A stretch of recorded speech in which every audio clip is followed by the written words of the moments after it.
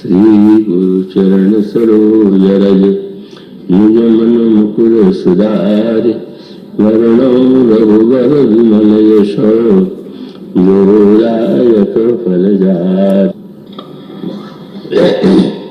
कोलंकेश रघुनायक कोटि सिंधु शोषक तव सायक यद्यपि तदपि नीति सिराई विनय करिय सागर समझाई प्रभु तुम्हारा कुल गुरु जलधि कही उपाय विचारे मुनि प्रयास सागर तरी सकल भाव कविरारी सखा कही तो नीक उपाई करिय दैव जो होई सहाई मन तन यह लक्ष्मण मन भावा राम बचन सुनि अति दुख पावा नाथ दैव कर कौन भरोसा सोखिय सिंधु करिय मन रोसा आदर मन कह एक अधारा दैव दैव आलसी पुकारा सुनत विहस बोले रघुवीरा ऐसे ही करब धरो मन धीरा।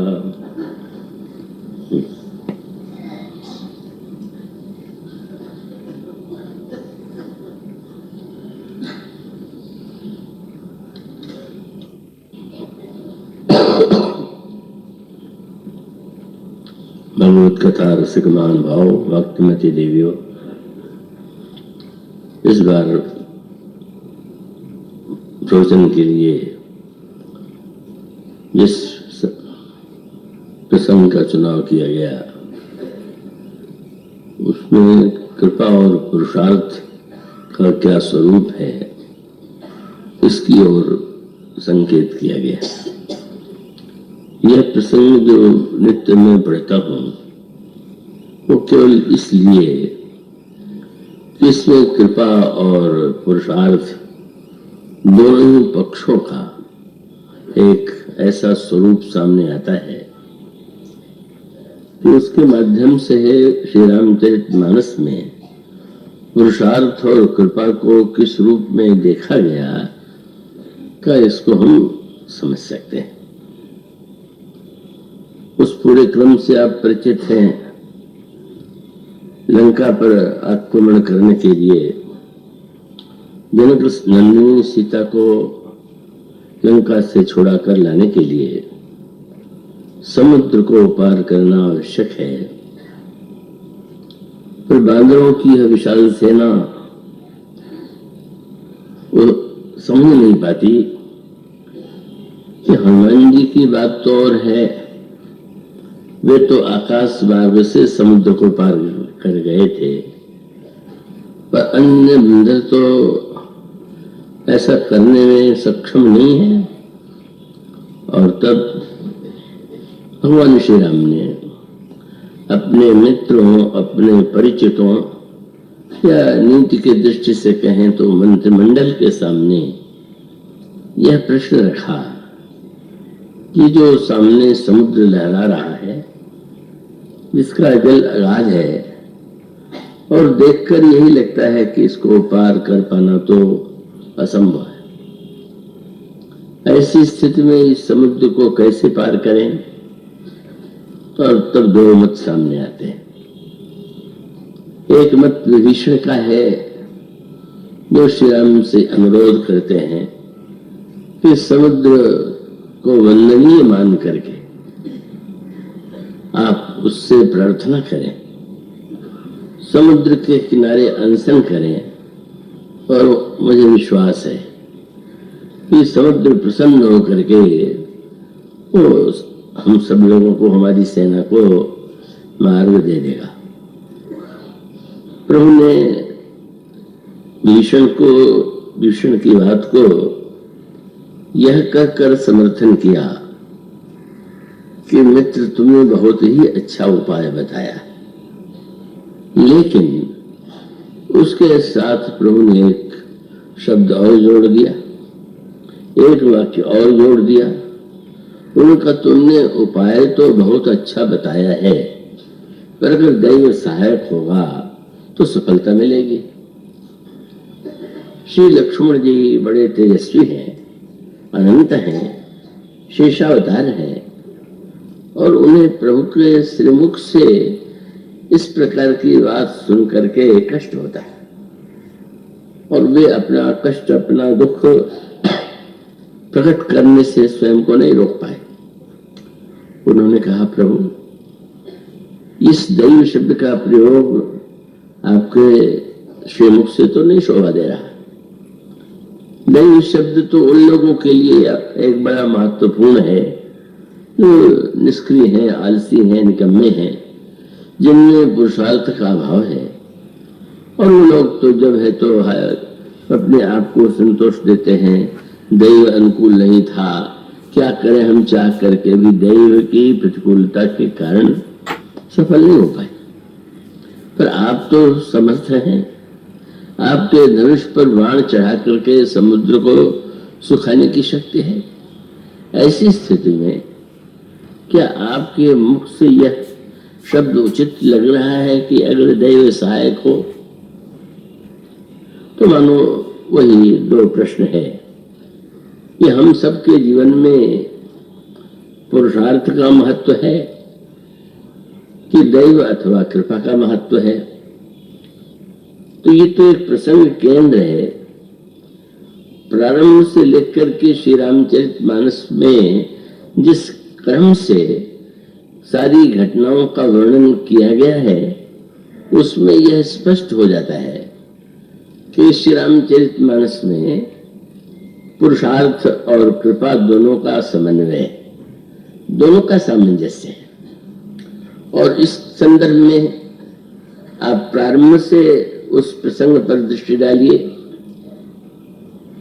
कि जब रावण अपनी तपस्या के द्वारा, अपने पुण्य परिणाम से इतना ऐश्वर्य प्राप्त कर लेता है, इतनी शक्ति पा लेता है कि सारे विश्व पर अधिकार कर लेता है। तो ये तो स्पष्ट ही है कि पुरुषार्थ के द्वारा कितना कुछ ऐसा कुछ है कि जो नहीं पाया जा सकता। रावण के यहाँ लंका में जो निरंतर उन्नति हो रही है, वो उसके पुरुषार्थ का परिणाम। गोस्वामी जी ने निसंकोच ये लिखा, क्योंकि साधारणतः अधिकांश लोगों के मन में एक धारणा होती है कि जो पुण्यात्मा व्यक्ति होगा वो उन्नति करेगा, उसके जीवन में धन धान्य और सुख होगा, और जो पुण्यात्मा नहीं होगा वो दरिद्र होगा। पर ये धारणा सही नहीं है। आप समाज में भी देखिए, इतिहास में भी देखिए, वस्तुतः पुण्य और पाप को दरिद्रता और संपत्ति से जोड़ना ठीक नहीं। और इस दृष्टि से विचार करके देखें तो रावण कितना बड़ा पुरुषार्थ संपन्न व्यक्ति है, और वो उसका पुरुषार्थ हर दिशा में दृष्टिगोचर होता है। और गोस्वामी जी को निसंकोच यह लिखना पड़ा कि लंका में प्रतिदिन उन्नति हो रही, और किन वस्तुओं की उन्नति हो रही है, तो उन्होंने जिन वस्तुओं का नाम लिया उसको पढ़ करके यह लगना स्वाभाविक है कि इतनी वस्तुओं की यदि उन्नति हो रही हो तो फिर और क्या बाकी रह गया। वो पंक्तियां बालकांड में आए हुए हैं। जब ये लंका का वर्णन करते हैं तो कहते हैं सुख, संपत्ति, सुत, सेन, सहाय, जय, प्रताप, बल, बुद्धि बढ़ाई, सब दिन प्रतिदिन बढ़ती जाई। इन 10 वस्तुओं की लंका में निरंतर वृद्धि हो रही। और जब इन 10 वस्तुओं के पढ़ते हैं तो फिर ये प्रश्न तो होता ही है कि क्या इससे बढ़कर के उन्नति और विकास का कोई अर्थ हो सकता है क्या?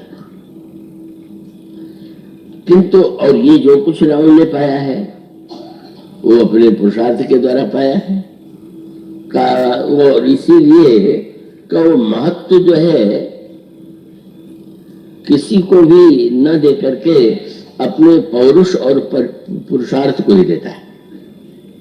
अगर वो बलवान है, अगर वह शक्तिशाली है और उसने अनेक वरदान प्राप्त किए हैं, तो वरदान को किसी कृपा का परिणाम नहीं मानता। ये ध्यान रखने की बात है। रावण के जीवन में निश्चित ये एक धारणा है कि जो कुछ मैंने पाया है अपने प्रसाद से पाया। अगर कोई यह कह दे कि शंकर जी ने तुम्हें लंका का राज्य दे दिया, या अगर ये कहे कि तुम्हें ऐसा वरदान दे दिया कि तुम्हारे सिर कटने पर भी नए सिर निकल आते हैं, तो रावण की ये मान्यता है ये तो मेरी साधना का परिणाम है। शिव ने जो कुछ मुझे दिया वो कृपा से नहीं, मेरी पूजा के बदले में दिया। मैंने अगर संसार के लोग, संसार के व्यक्ति फूल चढ़ा करके शंकर जी की पूजा करते हैं और मैंने अपने 10 सिरों को ही पुष्प बना करके पूजा किया, तो हमारी पूजा तो सबसे भिन्न थी, श्रेष्ठ थी। और इसलिए अगर वो शंकर जी ने वह वरदान दिया तो ये कृपा का नहीं है, ये तो मेरे पुरुषार्थ का परिणाम है। तो रावण की उन्नति के मूल में यूं तो देखें तो सभी दिशाओं में जो रावण की उन्नति हो रही है वही यह सिद्ध करने के लिए श्रेष्ठ है कि पुरुषार्थी व्यक्ति अच्छा हो चाहे बुरा हो, कहो तो बड़ी से बड़ी सफलताएं प्राप्त कर सकता है। किंतु यह जो रावण का जीवन दर्शन है, मानो उसको इस दृष्टि से विचार करके देखिए, यदि रावण ये कह दे कि भाई भगवान शंकर कितने कृपालु हैं कि इन्होंने कृपा करके मुझे वरदान दे दिया, या अगर वो ये कह दे कि शंकर जी की ये दया है कि मुझे लंका का राज्य मिला, तो इसमें तो कोई अनौचित्य नहीं है। लेकिन रावण और यही पुरुषार्थवादी व्यक्तियों की कमी। पुरुषार्थ प्राण व्यक्ति जब सफलता प्राप्त करता है तो वो निश्चित रूप से यह दावा करता है कि जो कुछ हुआ है वो मैंने अपने पुरुषार्थ से किया है। और अनेक व्यक्तियों के मुंह से वाक्य निकलता हुआ दिखाई देता है। वे कहते हैं कि जो कुछ हुआ है वो स्वयं मैंने ही स्वयं अपने पुरुषार्थ और योग्यता से पाया। और इसका अभिप्राय यह है कि जब हमें पुरुषार्थ से कोई वस्तु मिलती, और जैसा मैंने कहा कि पुरुषार्थ के द्वारा तो हर वस्तु व्यक्ति को मिलती है, लेकिन उसका सबसे बड़ा दुष्प्रभाव यह होता है कि व्यक्ति गर्व से मानता है कि जो कुछ मैंने पाया है वह मेरे पुरुषार्थ का परिणाम है, किसी ईश्वर की किसी कृपा का परिणाम नहीं। वह देवताओं की पूजा को ये नहीं मान के करता है कि देवता या शंकर जी बड़े कृपालु हैं, कब ये मान के करता है कि यह तो एक नियम है, इस मंत्र का यदि जप किया जाए, इस प्रकार की तपस्या और इस प्रकार का कोई पुरुषार्थ किया जाए तो उसके परिणाम में देवता बाध्य है। इसलिए जैसे कोई दुकान में जाए और दुकान में वस्तु लेकर के लौटे और कोई ये कह दे कि वाह कहाँ से आ रहे हैं, बड़ा अच्छा दुकानदार आपको मिला, उसने इतना आपको दे दिया, तो कहेगा कि दे दिया, मैंने पैसा दिया है, तुमने दिया, मुफ्त में थोड़ी दे दिया।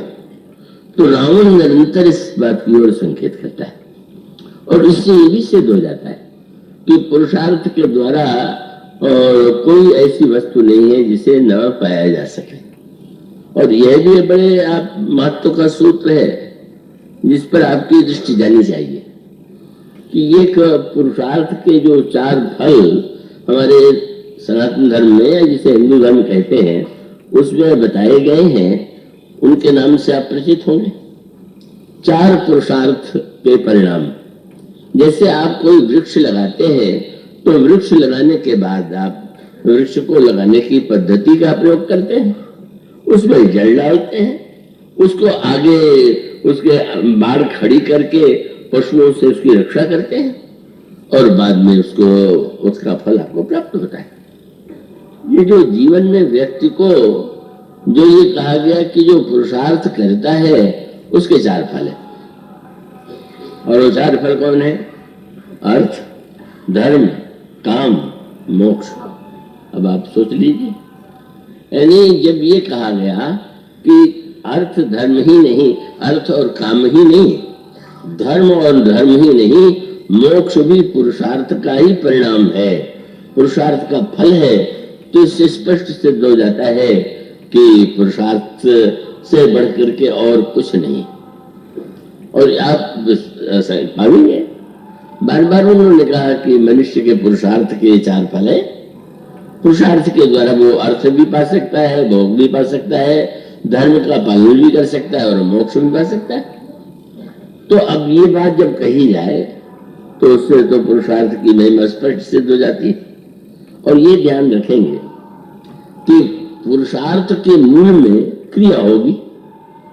कोई व्यक्ति अगर बिना कुछ किए पाले तो वो कृपा होगी, और किसी के करने के बाद यदि पावे तो उसका पुरुषार्थ होगा। तो आप यो विचार करके प्रारंभ से देखिए, और वो बड़े महत्व का सूत्र है और हम सबके लिए जीवन में प्रेरणा का एक सूत्र है। और वो ये है कि महाराज मनु ने अगर भगवान श्री राम को पुत्र के रूप में पाया तो उसके मूल में जिन साधनाओं का वर्णन किया गया है, महाराज मनु जब दशरथ के रूप में आते हैं तो वे बड़े गर्व से कह सकते हैं कि मैंने कितनी तपस्या और कितनी साधना के बाद राम को पाया।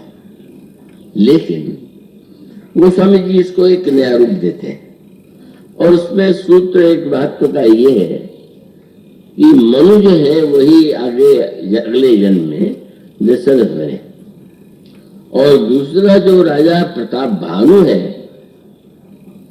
का, अगर महाराज मनु या दशरथ सूर्यवंश के ही पुरुष हैं तो प्रताप भानु के नाम में तो स्पष्ट सूर्य जुड़ा हुआ है, जिसका प्रताप सूर्य के समान है।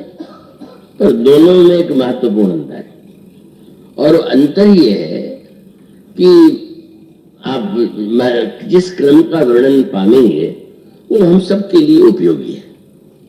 मन को हम मानव जाति का आदि पुरुष मानते हैं, और मनुष्य को या मानव जाति को अपना जीवन कैसे व्यतीत करना चाहिए, कैसे मर्यादाओं का पालन करना चाहिए, ऐसा वर्णन महाराज मनु ने किया। और उन्होंने वर्णन किया ही नहीं, उन मनु ने धर्मशास्त्र और जो अपने शास्त्रों का उन्होंने निचोड़ प्रस्तुत किया उसको जीवन में परिणत करके दिखाया। और परिणत करके दिखाने के पश्चात गोस्वामी जी की वह पंक्ति आती है, तई मनुराज कीन बहुकाला प्रभु आयसु सब विधि प्रतिपाला। ईश्वरीय आज्ञा का उन्होंने पालन किया। अब वहां पर दूसरा पक्ष आता है जो साधना और पुरुषार्थ और कृपा, इन तीनों के सामंजस्य का बड़ा एक सुंदर एक आपको दृष्टांत आपके सामने आता है। और ये है कि सब कुछ पा लेने के बाद भी उनको ऐसा लगता है कि अभी जीवन अधूरा है, पूर्णता नहीं है। और तब उन्हें ऐसा लगता है कि जब तक हम भगवान को न पाले तब तक हमने जो कुछ पाया वो वस्तुएं भले ही महत्वपूर्ण हो, पर सबसे बड़ी वस्तु तो ईश्वर है जिसे पाना चाहिए। और फिर उसके पश्चात वे निर्णय करते हैं कि जब हम कोई वस्तु पाना चाहते हैं तो उसका हमें प्रतिदान देना पड़ता है, मूल्य चुकाना पड़ता है। हम कुछ पाना चाहते हैं तो हमें प्रयत्न और पुरुषार्थ करना पड़ता है। तो उन्होंने जिस मार्ग का को अपने जीवन में अपनाया उस पर विचार है, और विचार के साथ उन्होंने यह निर्णय किया कि जब तक हम सिंहासन पर राजा के रूप में राज्य करेंगे तब तक ईश्वर नहीं मिलेगा। इसलिए उन्होंने सबसे पहले अपने पुत्र को राज सिंहासन पर आसीन किया। यदि वे पुत्र इसके लिए प्रस्तुत नहीं थे, लेकिन मनु का आदेश उन्हें स्वीकार करना पड़ा। और उसके बाद मनु जो है वन की यात्रा करते हैं। ये वन यात्रा बड़े महत्व का सूत्र है। और आप फिर अगर प्रताप भानु के चरित्र को पढ़े तो वो प्रताप भानु के जीवन में भी वन यात्रा है, जहां पर महाराज मनु गए, उसका नाम नैमिषारण्य है। नैमिषारण्य की यात्रा किया, राज्य दे करके, वैभव का, भोगों का परित्याग करके वे कहाँ गए? वो स्वामी जी ने कहा कि पंथ जात सोहय मति धीरा, ज्ञान भगत जन धरे शरीरा। और उसके पश्चात कहा उस स्थान पर पहुंचे जहां पर गोमती है, हर्ष नहाने निर्मल नीरा। नैमिषारण्य जहां पर गोमती नदी बहती है, वहां पर महाराज मन जाते हैं। अब उसके उल्टे प्रताप भानु को देखिए। प्रताप भानु के प्रति लोगों के मन में सहानुभूति बहुत है, और लगता यही है कि वो तो सहानुभूति का पात्र है। पर गोस्वामी जी के वर्णन करने की जो पद्धति है, अगर उसको हम गहराई से समझने की चेष्टा करें तो बड़े महत्व का सूत्र सामने आता है। का प्रताप भानु का के जीवन में जो परिवर्तन हुआ, मन के जीवन में जो उनके जीवन के लक्ष्य की प्राप्ति हुई, वो भी बन के द्वारा ही हुई। और प्रताप भानु के जीवन में जिस पतन की स्थिति का उसके जीवन में आप वर्णन पाते हैं, उसका भी मूल केंद्र बन ही था। अंतर है कि ये जो तीर्थवर नैमिष विख्याता, अति पुनीत साधक सिद्धिदाता। नैमिषारण्य, यह गोमती नदी बहती, और गोमती का अर्थ आप साधारण अर्थ में यो ले कि गोमती नदी का नाम। पर वैसे गोस्वामी जिसको यो कहते हैं, गो गाय को कहते हैं, मति बुद्धि को कहते हैं, तो ये जो श्रद्धा युक्त मति है वही मानो गोमती। और वहां जाकर के वे मुनियों का सत्संग करते हैं, तीर्थों की यात्रा करते हैं, और तीर्थों की यात्रा करके पुराण श्रवण करते हैं। पुराण श्रवण के बाद फिर वो मंत्र का जप करते हैं, और मंत्र का जप करते हुए वो सारे भोग सामग्रियों का परित्याग कर देते हैं। भोजन की सारी वस्तुओं को भी वे छोड़ते हैं। अब इतनी बड़ी तपस्या, इतना बड़ा प्रयत्न, और इतना जो कुछ उनके द्वारा हो रहा है, वह तो पुरुषार्थ के द्वारा ही हो रहा है, पुरुषार्थ के रूप में ही सामने आता है। पर दूसरी ओर जो प्रताप भानु है का, वो जिस वन की यात्रा करता है वो गोमती नदी के किनारे नैमिषारण्य नहीं। तब गोस्वामी जी कहते विंध्याचल गंभीर वन गए हो। विंध्याचल के गंभीर वन में प्रताप भानु ने प्रवेश किया। अब गोमती में अगर श्रद्धा की ओर संकेत है तो विंध्याचल ये क्या है? विंध्याचल महत्वाकांक्षा का प्रतीक है, क्योंकि उसका जब वर्णन जो पुराणों में किया गया है, स्पष्ट प्रतीत होता है कि वह तो इतना बड़ा पुरुषार्थी है, और जो वृत्ति सभी पुरुषार्थियों में पाई जाती है वही प्रताप भानु में। विंध्याचल की गाथा से आप परिचित हैं। विंध्याचल को में इस महत्वाकांक्षा का उदय हुआ कि उसने कहीं सुना कि सूर्य जो है सुमेरु पर्वत की परिक्रमा करते हैं, पौराणिक अंश को छोड़ दें। सूर्य प्रकाश का पुंज है, और वे चारों सुमेर की ओर परिक्रमा करते हैं। तो प्रताप भानु के तब विंध्याचल के अंतःकरण में इच्छा उत्पन्न हुई, सुमेरी को सूर्य मेरी परिक्रमा क्यों नहीं करेंगे? और उसने सूर्य से कहा कि सुमेरु पर्वत की आप परिक्रमा करते हैं तो मेरी भी कीजिए। विंध्याचल ने उसे स्वीकार नहीं किया, और जब नहीं स्वीकार किया तो इतना बड़ा वो अपने को श्रेष्ठ मानने वाला था, और पुरुषार्थी कह लीजिए या सामर्थ्य वाला था, कि वो धीरे धीरे उसने आकाश की ओर बढ़ना प्रारंभ किया। और उसका उद्देश्य क्या है? उद्देश्य है कि अगर सूर्य मेरी चारों ओर परिक्रमा नहीं करते तो मैं सूर्य को इतना ढक दूंगा अपनी विशालता के द्वारा कि संसार में अंधकार फैल जाएगा। और यह सबसे बड़ी विडंबना अधिकांश व्यक्तियों में देखी जाती है, जो चाहते हैं कि प्रकाश जो है मेरे ही जीवन में हो, मेरी ही प्रकाश और मेरी ही कीर्ति की प्रशंसा हो। लोग ये कहें कि बस ये अद्वितीय है, ऐसा व्यक्ति न तो हुआ है और न तो होगा। तो ये जो महत्वाकांक्षा है, इसको पूर्ण करने के लिए तो व्यक्ति पुरुषार्थ करेगा। और उस संदर्भ में फिर वो जो गाथा है आप परिचित है, और वो गाथा यही है कि अगर मनु राजा गोमती में स्नान करके सत्संग करने के लिए गए थे, तो प्रताप भानु जो है वन में मृगया के लिए गया था। और उस मृगया का उद्देश्य क्या था? उस मृगया का उद्देश्य यही था, प्राचीन काल में जब बाण के द्वारा योद्धा किसी विशाल पशु पर प्रहार करता था, सिंह आदि का, तो ये प्रस्तुत करने दिखाने की चेष्टा करता था कि वह कितना निशानेबाज है और कितना उसका निशाना अचूक है। यही पुरुषार्थी व्यक्ति की इच्छा है। हम जो चाहते हैं उस लक्ष्य को पाना, ये हमें सामर्थ्य है, और वो लक्ष्य भेद के द्वारा उसकी ओर लोगों का ध्यान आकृष्ट करना चाहता है। और उसी क्रम में फिर वर्णन आता है। अब जहां पर पुरुषार्थ है वहां जो समस्याएं आती हैं वहां भी सामने आई कि पुरुषार्थ करने वाला जो व्यक्ति होगा वो एक ही तो नहीं होगा, दूसरे व्यक्ति भी तो पुरुषार्थ करेंगे।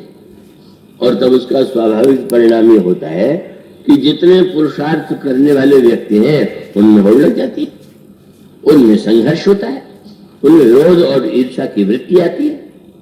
तो ये बड़ी स्वाभाविक सी चीज है कि जहां पर पुरुषार्थ, जहां महत्वाकांक्षा होगी वहां पुरुषार्थ होगा, और जहां पुरुषार्थ होगा वहां पर ईर्ष्या द्वेष होना बहुत स्वाभाविक है।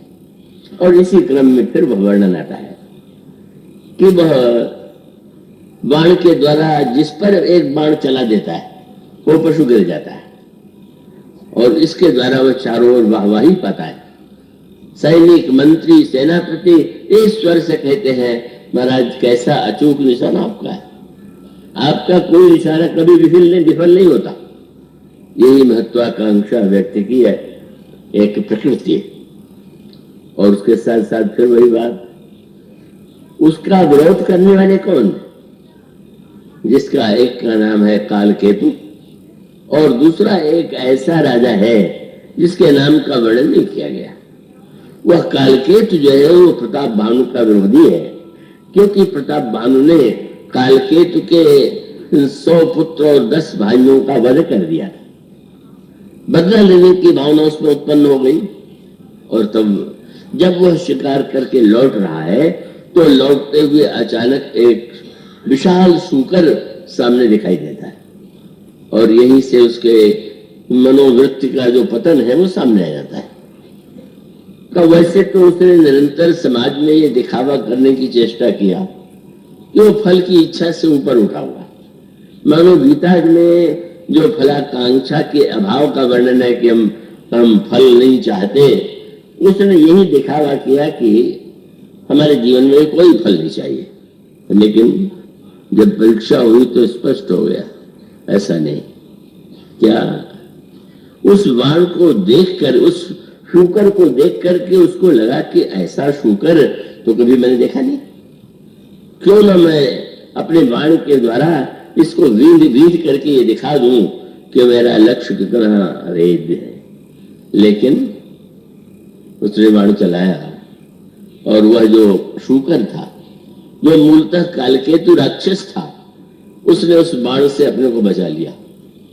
और तब पहली बार, कल भी बात कही गई थी और आपके और हमारे सबके जीवन का सत्य है कि कोई व्यक्ति सदा सफल नहीं हो सकता। सफल से सफल व्यक्ति भी कभी न कभी विफल होता ही है।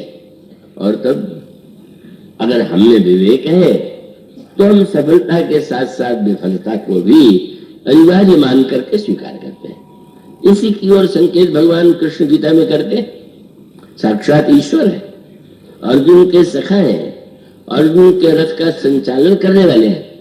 पर भगवान ने अर्जुन से ये नहीं कहा कि तुम निश्चिंत होकर के रहो, मैं तुम्हारे साथ हूं, तुम नहीं हारोगे। भगवान ने विजय भी दिलाया और अपने विराट रूप के द्वारा यह भी दिखा दिया कि सारी अयोध्या तो वस्तुतः उनके द्वारा मारे गए।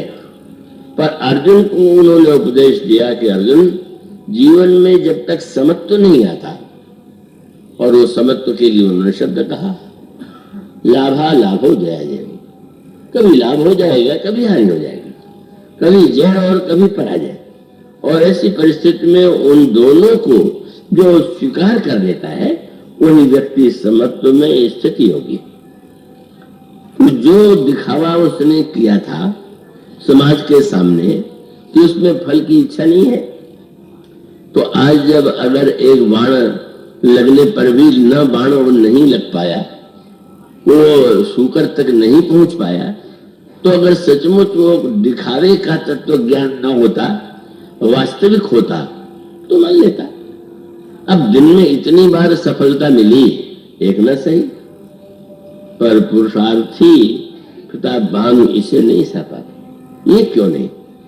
और तब गोस्वामी जी जिस क्रम का वर्णन करते हैं वो हम सबके जीवन का इतिहास है। क्या जब हम की मन में कोई कामना उत्पन्न होती है, और गोस्वामी जी जो आध्यात्मिक उत्तर देते हैं वो ये है कि उन्होंने कहा कि संसार के वन में जो दुर्गुण दुर्विचार है वही मानव पशु, और उसमें उन्होंने कहा कि यह जो शूकर है, ये जो हमारे जीवन में आने वाला लोभ है, ये शूकर है।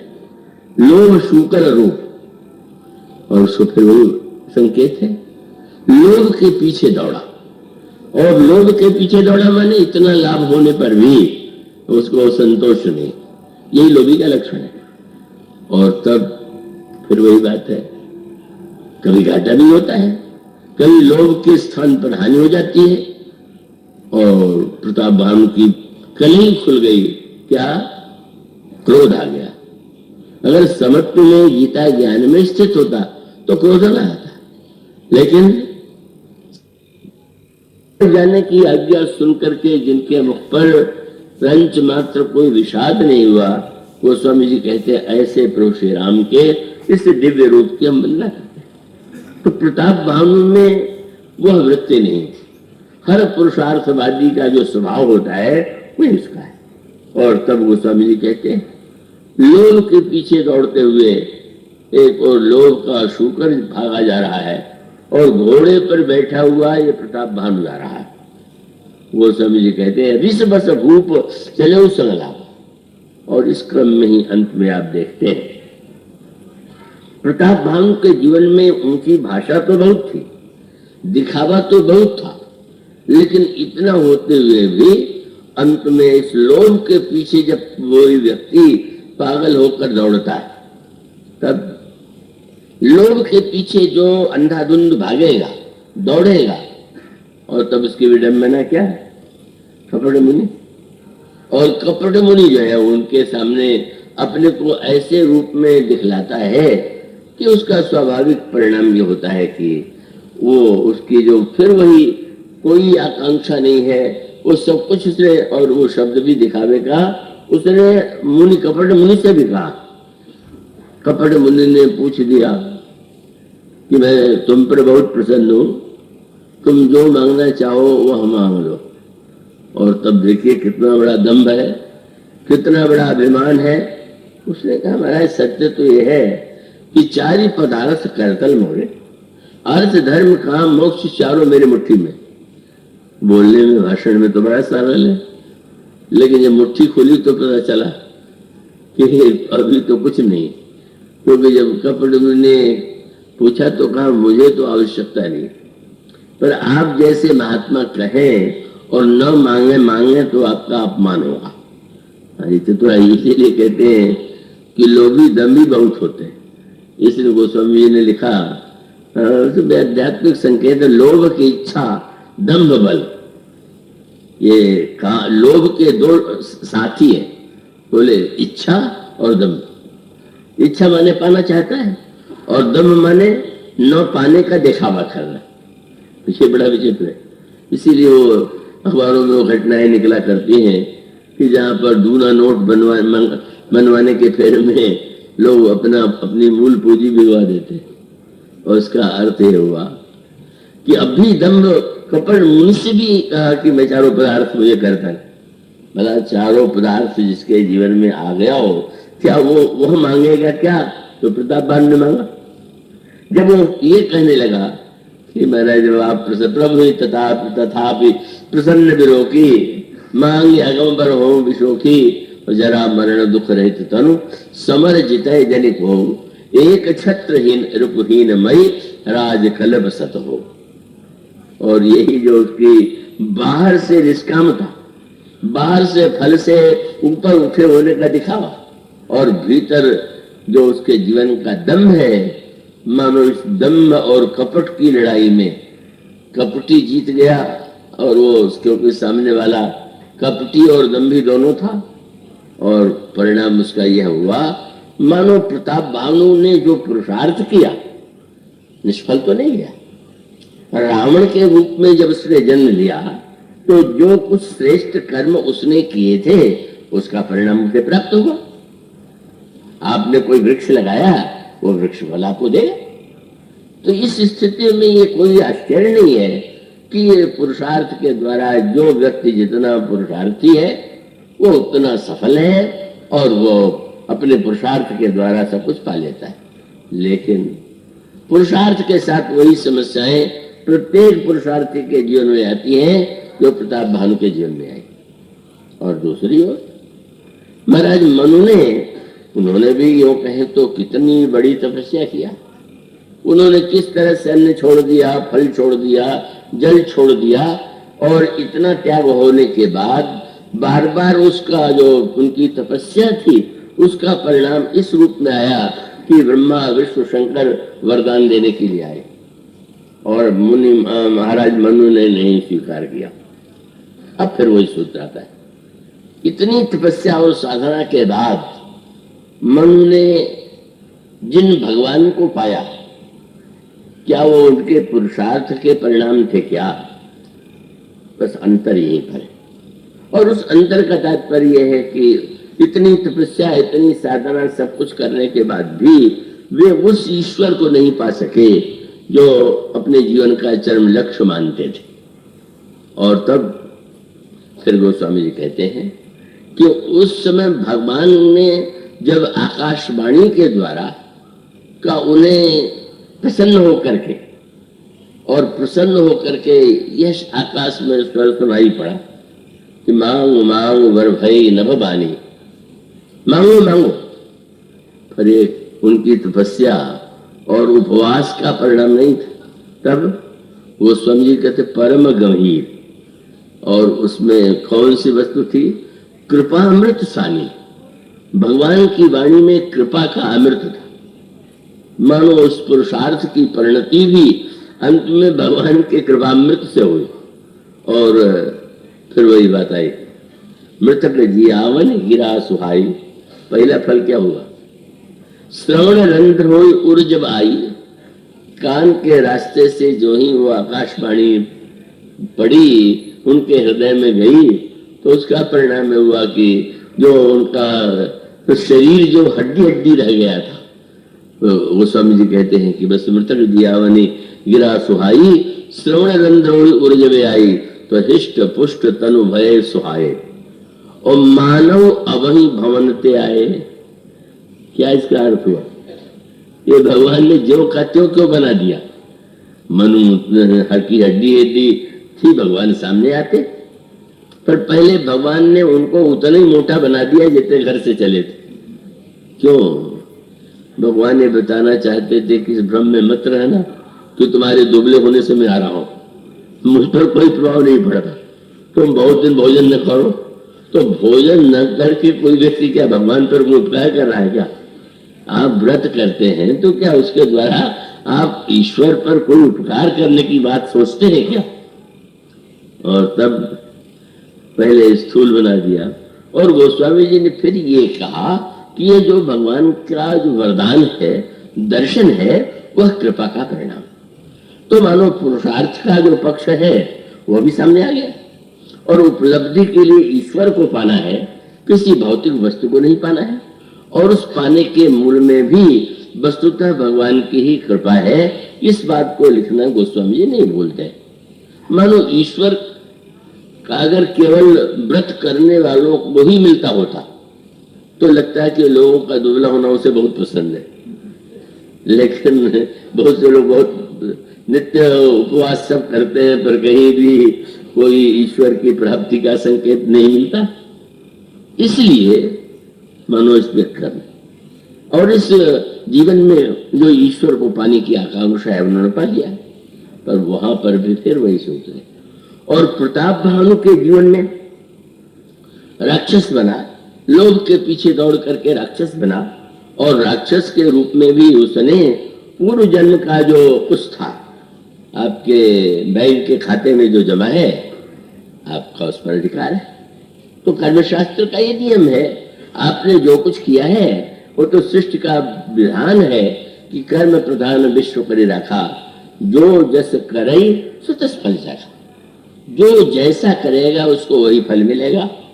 और तब फिर वो इसका अभिप्राय है कि अंतर इसमें नहीं हुआ कि उसने जो कुछ किया था वो व्यर्थ गया, उसका फल मिला, लेकिन उसका जो स्वभाव है, उसका जो उसकी मनस्थिति है, उसका जो चिंतन है, वो जो जीवन दर्शन है, यह मान करके कि मैं कितना बड़ा पुरुषार्थी हूं और पूजम अमृत सिर सरोज निज कर्ण उतारी, पूजम अमित भारत पुरारी। और इस रूप में जिस मैं वो रावण हूं, मैं वो रावण हूं, मैं रावण हूं, ऐसा कह करके वो परिचय देता है। और तब मानो दशमुख बन करके एक व्यक्ति पुरुषार्थ के चरम उत्कर्ष पर पहुंच जाता है। और दशरथ बन करके, और वो क्रम सर्वत्र यही, और सर्वत्र यह है कि मनु दशरथ के रूप में जन्म लेते हैं, फिर भी वृद्धावस्था तक उन्हें पुत्र नहीं मिला, और पुत्र न मिलने पर मन में ग्लानि और विषाद का उदय हुआ। और ग्लानि और विषाद का उदय होने के पास गुरु वशिष्ठ के चरणों में जाकर के निज दुख सुख सब गुरु सुनाए। अब यहाँ सावधानी क्या पाएंगे, गुरु वशिष्ठ अच्छी तरह जानते हैं कि ये पूर्व जन्म में मनु राजा थे। ये भी जानते थे कि भगवान ने इनको वरदान दिया है कि पुत्र के रूप में मैं जन्म लूंगा, पर बिल्कुल बताया ही नहीं कि पूर्व जन्म में तुम कौन थे। लोग कई लोग बड़े बेचैन रहते हैं, भृगु संहिता में पता लगाते हैं कि पूर्व जन्म में क्या थे। तो पता लगाने से क्या आप कर लेंगे, आप अगले जन्म में क्या बनेंगे और पहले जन्म में क्या थे, ये तो एक समय का अपव्यय है। इस जन्म में आप जो हैं उसका अगर उसका ठीक ठीक उपयोग कर रहे हैं तो पूर्व जन्म के को याद करके कुछ मिलने वाला नहीं, और पर जन्म तो अपने आप उसके द्वारा कल्याण में हो ही जाएगा। इसलिए मनु ने, भगवान ने फिर से, गुरु वशिष्ठ ने फिर यही कहा कि तुम यज्ञ करो और यज्ञ के द्वारा तुम्हें पुत्र मिलेगा। मानो दो बातें हुई। अब दशरथ जी जब कहेंगे कि श्री राम कैसे मिलेंगे, तो या तो ये कहेंगे गुरु कृपा से मिला, और मनु के रूप में जो मिला वो भगवत कृपा से मिला। तो जिस समय हम कृपा से उसे जोड़ते हैं तो हमारे उसका अभिमान नष्ट हो जाता है। हमने ये किया तो हमने पाया, ऐसा किया ऐसा किया। इसीलिए आपने देखा भगवान ने अर्जुन को अपने विराट रूप का दर्शन क्यों कराया। उन्होंने युद्ध करने की ही बात नहीं कही, उन्होंने जब विराट रूप का दर्शन कराया तो उसमें अर्जुन ने स्पष्ट देखा कि जितने योद्धा है सब मरे पड़े। भगवान का उद्देश्य क्या, कि आगे चल करके महाभारत में जब योद्धा मरेंगे तो इसको ये गर्व हुए बिना नहीं रहेगा कि मैंने भीष्म और द्रोण और कर्ण सब पर विजय प्राप्त कर दिया। इसलिए भगवान ने सूत्र क्या दिया, तुम्हें लड़ना है, पुरुषार्थ करते हुए तो तुम ही दिखाई दोगे। और उससे भी बड़ा सूत्र क्या है कि भगवान ने अर्जुन से पहले ही कह दिया है कि मैं लड़ूंगा नहीं, मैं तो केवल युद्ध को दृष्टा बन करके देखूंगा, और लड़ना तुम्हें, पुरुषार्थ जीव को करना है, पर पीछे बैठा हुआ जो ईश्वर है वह न करते हुए भी कौन कर रहा, तो न करते हुए दिखाई देने पर भी जो कुछ हो रहा है उसे श्री कृष्ण ही तो कर रहे हैं। और ये जीवन का सत्य है।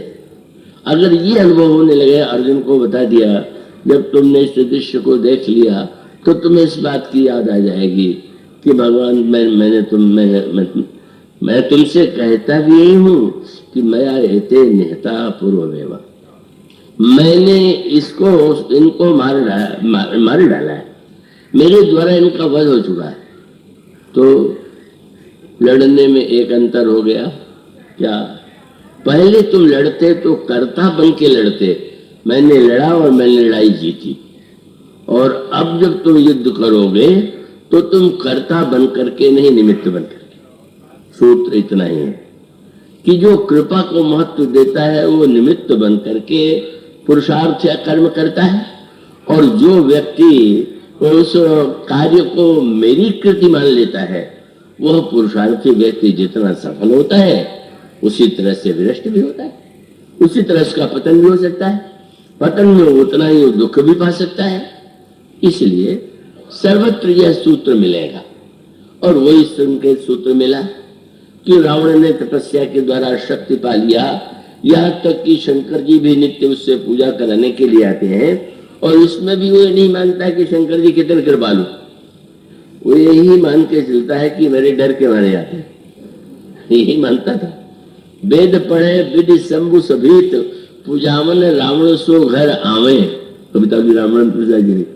किसी ने रावण से पूछा शंकर जी तुम्हारे यहाँ क्यों आते हैं? बोले डर के मारे आते हैं। मैंने दीक्षा ले लिया तो क्या हुआ, ऐसे भी चेले होते हैं जिसे गुरु डरा करते। तो उसका अर्थ हुआ यही पुरुषार्थ का वह स्वरूप है जो रावण के जीवन में। और जहां पर हम कृपा को स्वीकार करते हुए, भगवान ने जब कहा मनुष्य का शरीर नौका है, गुरु उसको खेने वाला मल्लाह है, तब भगवान की कृपा कहां पर है?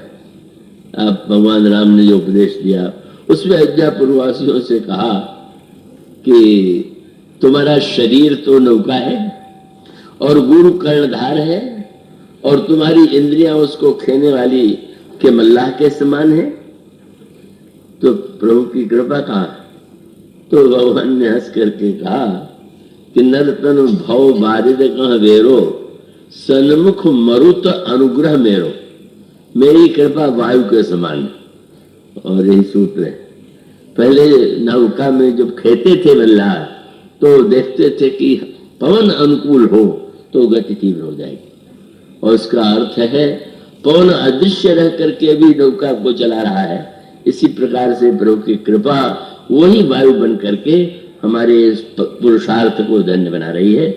आज इतना ही, इसके बाद की चर्चा बोलिए सिया।